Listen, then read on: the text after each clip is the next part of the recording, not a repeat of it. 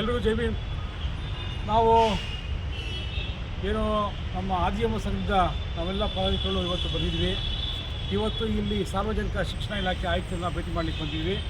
ಉದ್ದೇಶ ಇಷ್ಟೇ, ನಮ್ಮ ಕರ್ನಾಟಕ ಸರ್ಕಾರ 1983ರಲ್ಲಿ ಕರ್ನಾಟಕ ಶಿಕ್ಷಣ ಕಾಯ್ದೆ ಅಂತೇಳಿ ಜಾರಿಗೆ ತಂದಿದೆ.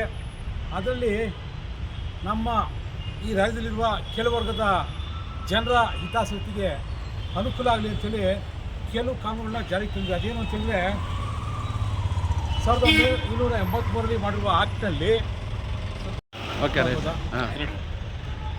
1983ರಲ್ಲಿ ಜಾರಿ ತಂದಿರುವ ಈ ಒಂದು ಶಿಕ್ಷಣ ಇಲಾಖೆಯ ಕಾಯ್ದೆಯಲ್ಲಿ ಏನಾಗ್ತದೆ, ಖಾಸಗಿ ಶಿಕ್ಷಣ ಸಂಸ್ಥೆಗಳಲ್ಲಿ ಮಕ್ಕಳಿಗೆ ವಿದ್ಯಾರ್ಥಿಗಳಿಗೆ ಶುಲ್ಕ ಚಾರ್ಜ್ ಮಾಡಬೇಕಾದ್ರೆ ಆ ಶಾಲೆಯಲ್ಲಿ ಎಷ್ಟು ಮಕ್ಕಳು ವ್ಯಾಸಂಗ ಮಾಡ್ತಿದ್ದಾರೆ ಮತ್ತು ಅಲ್ಲಿ ಸಿಬ್ಬಂದಿ ವರ್ಗ ಎಷ್ಟಿದೆ, ಆ ಸಿಬ್ಬಂದಿ ವರ್ಗಕ್ಕೆ ಇವರು ಎಷ್ಟು ಹಣ ಕೊಡ್ತಾರೆ, ಅಂದರೆ ಸಂಬಳ ಎಷ್ಟು ಕೊಡ್ತಾರೆ, ಅಲ್ಲಿ ಖರ್ಚು ಎಷ್ಟು ಬರುತ್ತೆ, ಅದನ್ನು ಈ ವಿದ್ಯಾರ್ಥಿಗಳು ಎಷ್ಟಿದ್ದಾರೆ ಅವರ ಅಷ್ಟು ಜನ ಭಾಗ ಮಾಡಿ ಆ ಪ್ರಕಾರ ಒಂದು ಶುಲ್ಕವನ್ನು ನಿಗದಿ ಮಾಡಬೇಕು.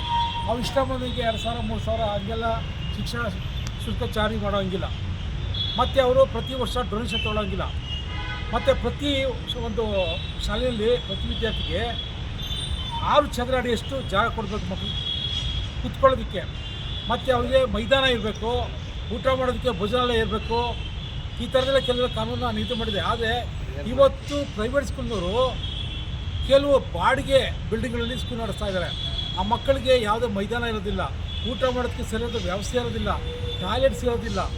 ಆಮೇಲೆ ಅವ್ರಿಗೆ ಮಕ್ಕಳಿಂದ ಪ್ರತಿ ವರ್ಷ ಡೊನೇಷನ್ ಕೇಳ್ತಾರೆ. 50,000 1 ಲಕ್ಷ, ಕೆಲವು ಕಡೆ 2 ಲಕ್ಷ 5 ಲಕ್ಷ ಡೊನೇಷನ್ ಕೊಡ್ತಾರೆ.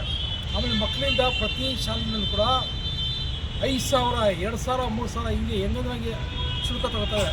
ಇದು ನಮ್ಮ ಬಡ ಮಕ್ಕಳಿಗೆ ಭಾಳ ಕಷ್ಟ ಆಗುತ್ತೆ. ಜೊತೆಗೆ ಈ ವಿಚಾರಕ್ಕೆ ನಾವು ಭಾಳ ಹಿಂದೆ ಹೋರಾಟ ಮಾಡಿ ಕೇಂದ್ರ ಸರ್ಕಾರದಲ್ಲಿ 2010ರಲ್ಲಿ RTE ಅನ್ನುವಂಥ ಒಂದು ಕಾನೂನು ಜಾರಿಗೆ ತಂದರು, ರೈಟ್ ಟು ಎಜುಕೇಷನ್. ಆ ಆ್ಯಕ್ಟ್ನಲ್ಲಿ ಏನಾಗ್ತದೆ, 25% ಫೀಸ್ನ ಈ ಖಾಸಗಿ ಶಿಕ್ಷಣ ಸಂಸ್ಥೆಗಳಲ್ಲಿ ಕೊಡಬೇಕು.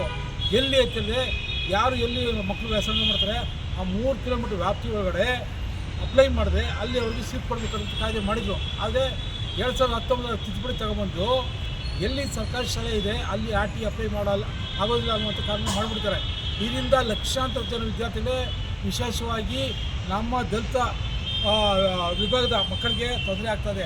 ಅದಕ್ಕೆ ನಾವು ಇವತ್ತು ಆಯ್ಕೆ ಭೇಟಿ ಮಾಡಿ ಇದೆಲ್ಲ ವಿಚಾರನ ಅವ್ರಿಗೆ ಮನದಟ್ಟು ಮಾಡಿ ಈ ತಕ್ಷಣ ತಾವು DDPಗಳ ಕರೆದು ಅವ್ರ ಜೊತೆ ಮೀಟಿಂಗ್ ಮಾಡಿ, ನಮ್ಮನ್ನು ಮೀಟಿಂಗ್ ಕರೆದು, ಮತ್ತು ಪ್ರೈವೇಟ್ ಸ್ಕೂಲ್ ಮ್ಯಾನೇಜ್ಮೆಂಟ್ ಅವರ ಮುಖ್ಯಸ್ಥರು ಕರೆದು ಮೀಟಿಂಗ್ ಮಾಡಿ ಇನ್ಮೇಲೆ ಶುಲ್ಕವನ್ನು 500ಕ್ಕಿಂತ ಜಾಸ್ತಿ ತಗೋಬಾರ್ದು. ಒಬ್ಬ ವಿದ್ಯಾರ್ಥಿಗೆ ಯಾವುದೇ ಒಂದು ತರಗತಿಯಲ್ಲಿ 500 ರೂಪಾಯಿಗಿಂತ ಜಾಸ್ತಿ ಶುಲ್ಕ ಪಡಿಬಾರ್ದು, ಮತ್ತು ಡೊನೇಷನ್ ತಗೊಳ್ಳೇಬಾರ್ದು.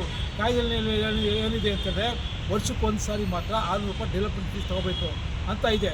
ಸೊ ಅದೇ ಥರ ಫಾಲೋ ಮಾಡಬೇಕು ಅನ್ನುವಂಥ ಕಾನೂನನ್ನ ಮತ್ತೆ ಪ್ರಚಾರ ಮಾಡಬೇಕು ಇಡೀ ರಾಜ್ಯದಲ್ಲಿ ಅನ್ನುವಂಥ ವಿಚಾರನ ನಾವು ಈಗ ಆಯುಕ್ತರಾದಂಥ ನಮ್ಮ ವಿಕಾಸ್ ಕುಮಾರ್ ಸುರಳ್ಕರ್ ಅವರಿಗೆ ಹೇಳಿ ಬಂದಿದ್ವಿ.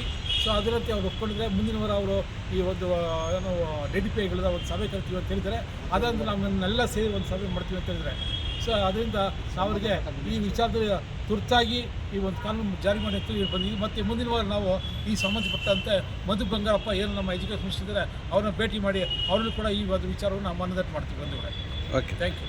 ನಾ ಹೆಸರು ಇರಲಿಲ್ಲ. ದಕ್ಷಿಣ ಕರ್ನಾಟಕ ರಾಜ್ಯ ಆದಿಯಾಮ ಸಂಘ.